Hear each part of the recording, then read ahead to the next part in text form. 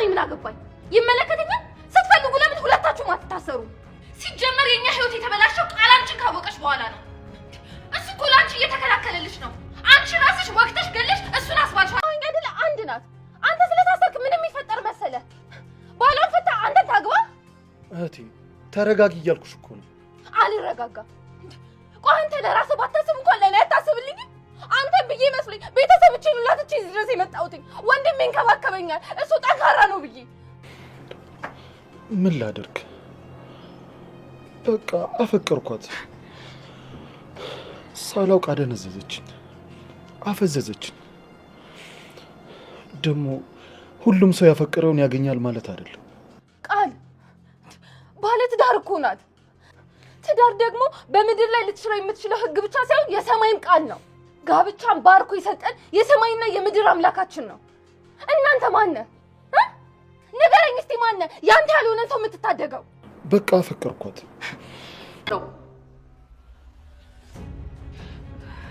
ቆይ ምን ተፈጥሮ ነው? ማን የተጎዳው? ምንድነው የምታፈጭብኝ? አትናገሪም እንዴ? ምን ይዘጋሻል? ፈጣሪው ትዕግስቱን ስጠኝ። ዝጋታምሽ ዝግት ያርግሽ። ዳጊ ዳጊ ዳጊ ዳጊ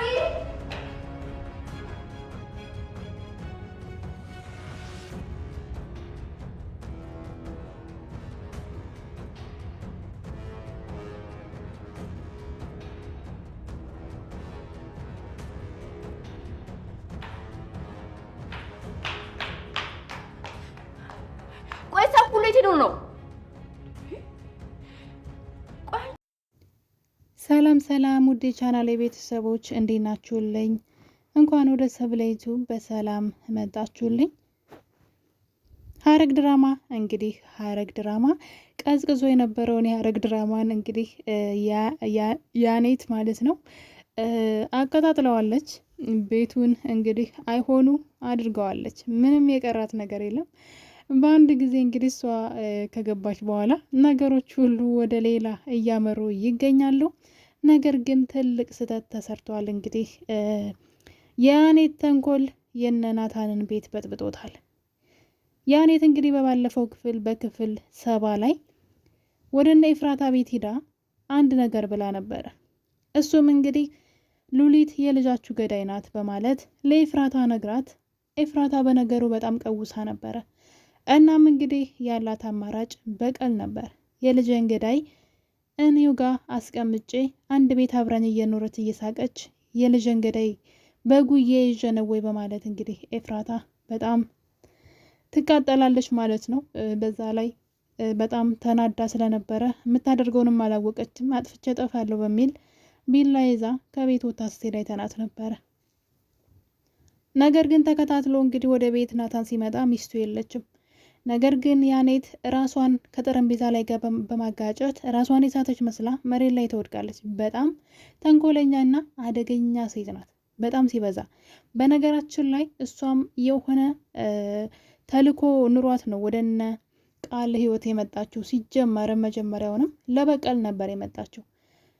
ሐረግ እንደምታውቁት እንደ ስሙ የተወሳሰበ ወይም ደግሞ የሆነ እንደ ሐረግ የተያያዘ ታሪክ ነውና ምንም ውሎ አይገኝም። ያኔት እዚህ ቤት ውስጥ እዚህ ቤተሰብ ጋራ የሆነ ችግር አለባት። የሆነ ለበቀል ነው ሲጀመርም ቃልን የቀረበችው ወይም ደግሞ የቃልን እህት ሐናንን የቀረበቻት ማለት ነው።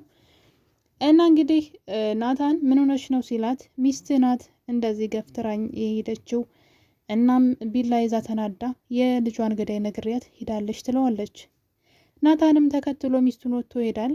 በዚህ ሰዓት ነበረ ያኔት ስለዚህ ከዚህ በኋላ መቼም አይመለሱም እርስ በርስ ስለሚጫረሱ እዚህ ቤት ዘና ልበል ብላ ቤቱን ለማስተካከል ሞክራ ነበረ እና መሳቢያውን ስትስበው ነበረ አንድ ፎቶ ያገኘችው። የፎቶ ባለቤት ማን እንደሆነ አይታወቅም። እስካሁን ድረስ ያኔት የያዘችው ፎቶ የማን እንደሆነ አላወቅንም። ነገር ግን ያኔት መሳቢያውን ስትስብ ከነናታን ቤት ውስጥ ያገኘችው ፎቶ በቆመችበት ባለችበት ድርቅ ብላ እንድትቀር ነው ያደረጋት። ምንድነው ያደረኩት እያለች ነበረ። ባደረገችው ነገር በተናገረችው ነገር ሁሉ ስትጸጸት ነበረ። ምንድነው ያደረኩት እያለች እንግዲህ ኤፍራታም በደመ ነፍስ ወደዛኛው ቤት ትሄዳለች፣ ወደነ ቤዛ ቤት። ቃል ደግሞ እነሱ በር ላይ ቁሞ ሉሊትና ያኔት ሲወጡ ለማየት እርግጠኛ ነኝ እዚህ ቤት ነው የተደበቁት ብሎ ተደብቆ እየጠበቃቸው ነበር። ኤፍራታ በባዶ እግሯን ሁሉ መንገድ ትሄዳለች። ቤት ትሄድና በራን ኳኩታ ገኒ ትከፍትላታለች። እናም እንግዲህ ቤት ውስጥ ማን እንዳለም እያጣራች ነበረ።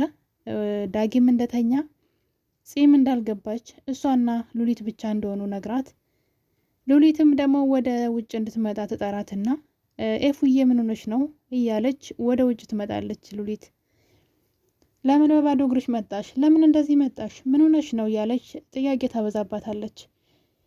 እና በዚህ ሰዓት እንግዲህ በሩ ክፍት ነበረ። ገኒ ብቻ ነበረች ግቢ ውስጥ የነበረችው። ኤፍራታን በንዴት እንግዲህ ለምን በባዶ እግርሽ መጣሽ ስትላት ጫማ እስካደርግ ድረስ የዓለም ሕግ የሚቀየርና የሰማሁት እውነት ደግሞ ህልም የሚሆን ስለመሰለኝ ነው በማለት እንግዲህ ሉሊትን በጩቤ ስትወጋት እያየን ነው። ነገር ግን ገኒ ስትጮህ ቃልና እህቱ ደግሞ ውጭ ላይ ቁመው ስለነበረ በሩን ገኒ ከፍታ ትጮኻለች። እናም ቃልና እህቱ እዛ ቤት እንግዲህ ሩጠው ይገባሉ ማለት ነው። እና እንግዲህ ናታንም ሲመጣ ኦልሬዲ ወግታት ነበረ። ሉሊት መሬት ላይ ወድቃለች ራሷን ስታ። እናም እንግዲህ እዚህ ጋር ነው ሌላ ታሪክ የተፈጠረው ማለት ነው። ሉሊት እንደዛ ከሆነች በኋላ ትሙት ትኑር በህይወት አናውቅም። ነገር ግን ናታን እኔ ነኝ ብሎ እንግዲህ እጁን ሰጥቶ ታስሯል። እኔ ነኝ የወጋዋት ብሎ። ነገር ግን ቃልም ይሄን ነገር አድርጓል። ቃልም እኔ ነኝ የወጋዋት ብሎ እንግዲህ እሱም ታስሯል። እኔ እኮ ግራ ገባኝ። እንደዚህ አይነት ቃልማ እያበደ ነው። እንደዚህ አይነት ፍቅር አይደለም ይሄ። አንዲት ባለትዳር የሆነችን ሴት መመኘት ጤናማ ፍቅር አይደለም። ሲጀመር የሌላ ሰው የሆነችን ሴት ሌላ ሰው ዋጋ ከፍሎ ወደ ህይወቱ ያመጣትን ሴት መመኘት በራሱ የጤናማነት አይደለም። እንግዲህ ቃል እኔ ነኝ ብሎ እሱም እጁን ሰጥቶ እስር ቤት ገብቷል። ሉሊት ግን ትሞት አይሆን እንዴ? ከሞቶች በጣም ከባድ ነው። ለእነ ኤፍራታ በተለይ በጣም ከባድ ነው። ግን እርግጠኛ ነኝ ትተርፋለች ብዬ ተስፋ አደርጋለሁ። ካልተረፈች እድሜ ልክ ነው እስራታቸው የሚሆነው። ባልተጣራ ወሬ አስቡት እንግዲህ ኤፍራታና ናታን ምን እንዳደረጉ። ያቺ ሴት አያውቋትም ከዚህ ቀደም። ነገሩን ከማጣራት ይልቅ ማን አላችሁ ቢባሉ እንኳን ማናት ብለው ለምስክርነት የማይጠሯት ማን እንደሆነች የማትታወቅ አድራሿ የማይታወቅ ሴትን አምኖ ብቻ ሂደው የሰው ነው ወጉና ነገሩን ቢያጣሩ ጥሩ ነበረ። ማለት ቢያንስ ጥላት ቢሆንስ ይሄን ነገር ያደረገው ብለው በተደጋጋሚ ልጃችሁ በህይወት አለ የሚል ጥሪ እየደረሳቸው ነበረ። ያን ነገር እነሱ ችላ ነው ያሉት። የጥላት ወሬ ነው፣ ሆን ብለው ልጃችን አርፎ ማለት እኛ ልባችን በሰላም እንዳንኖር ለመበጥበጥ ነው እያሉ ትክክለኛውና እውነተኛውን መረጃ ሲቀበሉ አላየናቸውም። እንደውም ሀሰተኛ ወሬ ነው ብለው ደምድመው ተቀምጠዋል። ታዲያ ምን ነው ይቺ ማንነቷ የማታወቅ ሴት መታ አያውቋት ከዚህ ቀደም። አሁን እኮ ከባዱ ነገር ማን ነው ማስረጃ አምጦ ቢባሉ ራሱ ምንም ማን አልን እንኳ ማለት አይችሉም። እና እንግዲህ ቤታቸውን በጥብጠውታል። በጣም ነው የሚያሳዝነው። እኔ ግን በጣም ጎበዝ ናት ልጅቷ ያኔት ማለት ነው ስላችሁ ሀረግ ላይ በቃ እንደዚህ ለውጥ የፈጠረችው እሷ ናት ባደረገችው ነገር ማለት ነውና ነገር ግን አሁን ላይ ጸጸቱ ወደ ራሷ ዙሯል። ያኔት ከዛ ቤተሰብ ጋር የተያያዘ ታሪክ አላት። የያፌት እህት ትሆን የናታን እህት ትሆን ወይም ደግሞ የኤፉ እህት ትሆን አልታወቀም። እኔ ግን ሳስበው የናታን እህት ትመስለኛለች። እንግዲህ ያኔት ያን ፎቶ ይዛ ቀጥታ ወደ እነ ሉሊት ቤት ሄዳለች። ጽዮን ደግሞ እንግዲህ ማታ ላይ አንድ ሚሴጅ ተልኮላት በዚህ አድራሻ ደውይልኝ በማለት እንግዲህ ቢኒያም ነኝ ራሱን ደብቆ የሚኖረው አፍቃሪሽ ነኝ በማለት ስልክ ደውሎላት ሚሴጅ ልኮላት ስለነበረ ጽም ደግሞ በተላከላት አድራሻ ስልክ ደውላ ነበረ።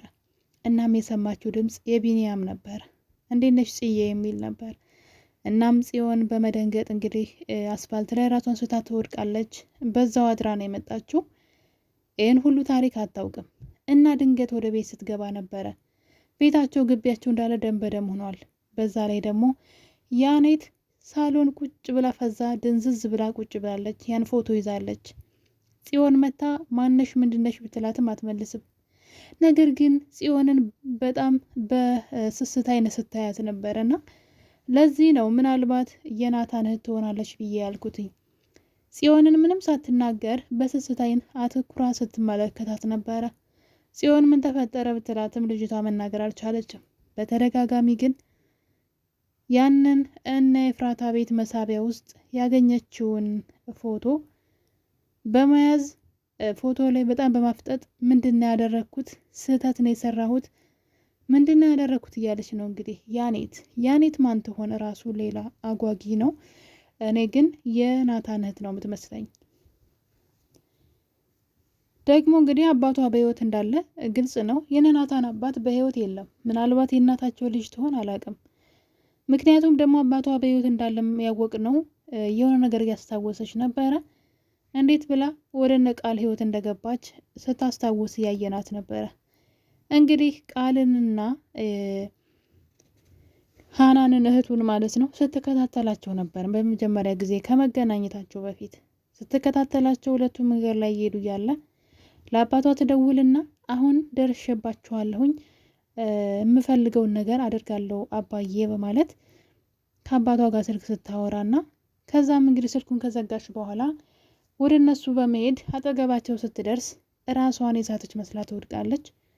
ቃልና ሀናንም እንግዲህ አንስተዋት ወደ ቤታቸው ያኔ ነው እንግዲህ ቤታቸው መርገጥ የጀመረችው ከሀናን ጋርም ጓደኝነት የጀመረችው። ስለዚህ መጀመሪያውንም ለበቀል ነበረ ወደ ቤታቸው የሄደችው። በማን ትዕዛዝ? በአባቷ ትዕዛዝ። ያ ማለት አባቷ በህይወት አለ ማለት ነው። በህይወት አባቷ ካለ ደግሞ የናታን አባት በህይወት የለም፣ የኤፍራታም አባት በህይወት የለም።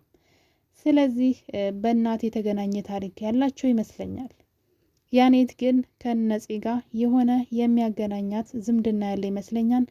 አሁን ላይ ባደረገችው ነገር እየተጸጸተች ትገኛለች። ሌላው ደግሞ እንግዲህ ሀናን ናት። ሀናን ወደ ኤፍራታ ቤት በመሄድ አንቺ የተረገምሽ ነፍሰ ገዳይ ቶሎ ቃልን ካላስፈታሽ ወዮልሽ እያለች ቤቱን እየበጠበጠች ትገኛለች። እና እንግዲህ ኤፍራታን ፍቅረኛዋ ስለመሰላት ፍቅረኛዋ ታስሮ ነው እያለች ታወራለች። ጽዮን ይህን ታሪክ ታውቃለች። ልጁ ፍቅረኛዋ እንዳልሆነ ሆን ብላ እሷ ፎቶ እንዳነሳቻቸው ጠንቅቃ ታውቃለች።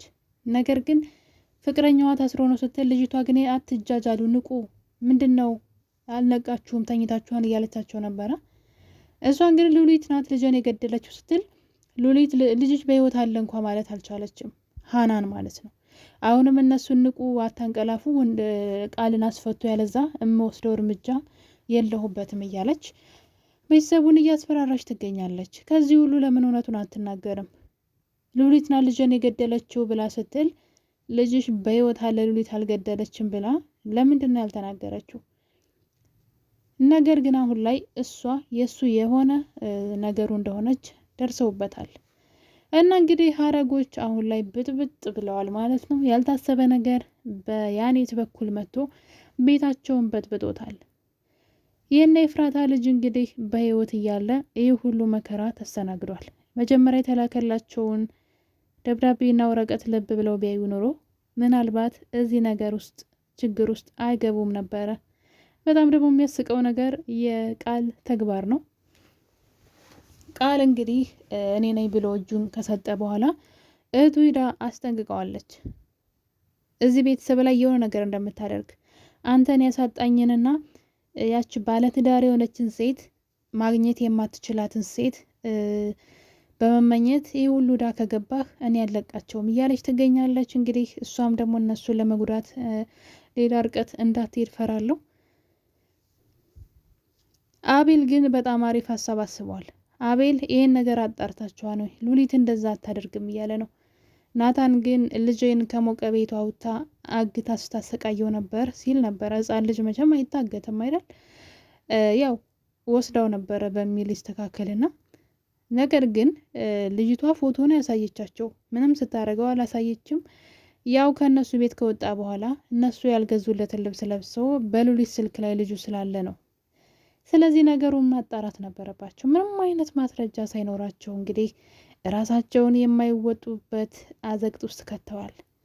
ነገር ግን ያኔት አሁን ላይ በጸጸት እየሞተች ትገኛለች። ያደረገችው ነገር ምን ያክል የሰዎችን ህይወት እንዳበላሸ ተመልከቱ።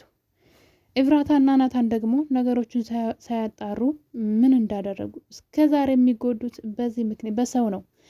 ለምን ወደ ህይወታቸው አዳዲስ ሰው ሲመጣ ለምን ብለው እንደማይጠይቁ እንደማያጣሩ ባላውቅም እንግዲህ የማይወጡት ችግር ውስጥ ገብተዋል።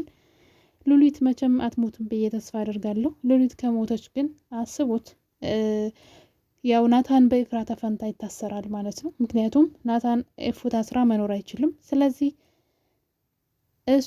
እሱ እንዲታሰር ነው የሚሆነው። እኔ ነኝ ብሎ እጅ ሰጥቷል ማለት ነው።